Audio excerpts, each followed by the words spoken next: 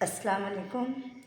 मुफ़र्रत एदाद हम जानते हैं 1 से लेके 100 तक कुल मुफ़र्रत एदाद 25 है। तो ये 25 एदाद कहाँ पर कितने हैं इसको याद रखने के लिए एक छोटा सा ट्रिक मैं आपको दे रही हूँ। वो है च च द द त द द त द अ। अब यहाँ पर च का मतलब होता है 4, द का मतलब होता है 2, त का मतलब होता है 3 और अ का मतलब होता है 1।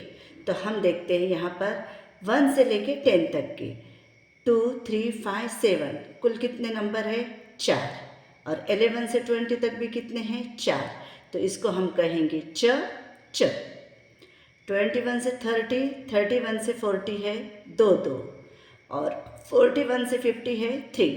तो इसे कहेंगे हम द त। 51 से 60 में 2 है, 61 से 70 में भी 2 है और 71 से लेके 80 तक में भी 80 तक 3 है। तो हम इसे कहेंगे द त। 81 से 90 तक के 2 है और 91 से लेके 100 तक के 1 है। इसे कहेंगे द अ। तो ये च द त द अ। आपको ये ट्रिक कैसी लगी मुझे कमेंट बॉक्स में लिख के बताइए। अस्सलाम वालेकुम।